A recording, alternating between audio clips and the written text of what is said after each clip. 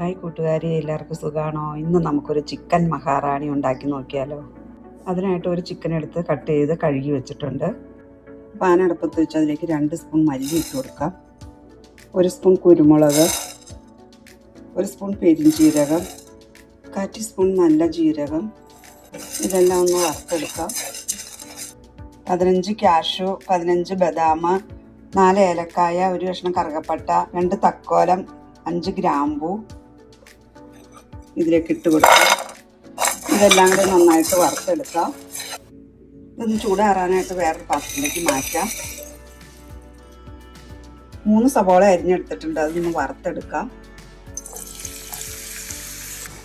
സവോള ഒന്ന് വേഗം വാടാനായിട്ട് ലേശം ഉപ്പിട്ട് കൊടുക്കാം. ചിക്കനിലേക്ക് വറുത്ത് വെച്ച സവോള ഇട്ട് കൊടുക്കാം. വറുത്തെടുത്ത മസാല പൊടിച്ചതാണ്, അത് ഇട്ട് കൊടുക്കാം. 1 സ്പൂൺ എരിവുള്ള മുളക് പൊടിയും 1 സ്പൂൺ കാശ്മീരി മുളക് പൊടിയും ഇട്ട് കൊടുത്തിട്ടുണ്ട്. 1 സ്പൂൺ ഗരം മസാല പൊടിച്ചത്, മഞ്ഞൾപ്പൊടി 1/2 സ്പൂണ്, 1 സ്പൂൺ ഇഞ്ചിയും വെളുത്തുള്ളി പേസ്റ്റ്, 3 സ്പൂൺ തൈര് ഇട്ട് കൊടുക്കാം. ആവശ്യത്തിനുള്ള ഉപ്പും കൂടെ ഇട്ട് കൊടുത്തിട്ട് നന്നായിട്ട് മിക്സ് ചെയ്യാം. കൈ കൊണ്ട് നന്നായിട്ട് മിക്സ് ചെയ്തെടുത്തു. ഇനി നമുക്ക് 1/2 മണിക്കൂർ നേരം ഫ്രിഡ്ജിനകത്ത് വയ്ക്കാം. ചീനിച്ചട്ടിയിലേക്ക് നമ്മൾ സവാള വറുത്ത് വെച്ച എണ്ണ ഒഴിച്ചു കൊടുക്കാം. 1 സ്പൂൺ നെയ്യ് ഇട്ട് കൊടുക്കാം. റെസ്റ്റ് ചെയ്യാൻ വെച്ച ചിക്കൻ ഇട്ട് കൊടുക്കാം. ഈ എണ്ണയിലിട്ടൊന്ന് 10-15 മിനിറ്റ് നേരം ഒന്ന് വഴറ്റിയെടുക്കാം. പാത്രത്തിൽ നിന്ന് മസാലയൊക്കെ ഒന്ന് കഴുകി ചിക്കനിലേക്ക് ഒഴിച്ചു കൊടുക്കാം. ചിക്കൻ വേവാനുള്ള വെള്ളം ആവശ്യത്തിന് ഒഴിച്ചു കൊടുത്തിട്ടുണ്ട്. ലേശം ഉപ്പും കൂടെ ഇട്ട് കൊടുക്കാം. ഇനി മൂടി വെച്ച് വേവിക്കാം.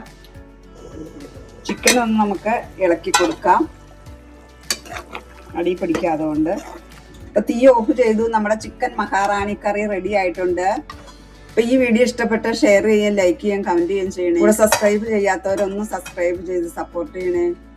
ചിക്കൻ മഹാറാണി കറി കൂട്ടി നമുക്ക് ചപ്പാത്തിക്കും പൊറോട്ടയ്ക്കും ചോറിനും ഒക്കെ കഴിക്കാൻ നല്ല ടേസ്റ്റ് ആണ്. അപ്പൊ എല്ലാവരും ഇതുപോലെ ഒന്ന് ട്രൈ ചെയ്ത് നോക്കണേ. അടുത്ത വീഡിയോ കാണാൻ. Thank you.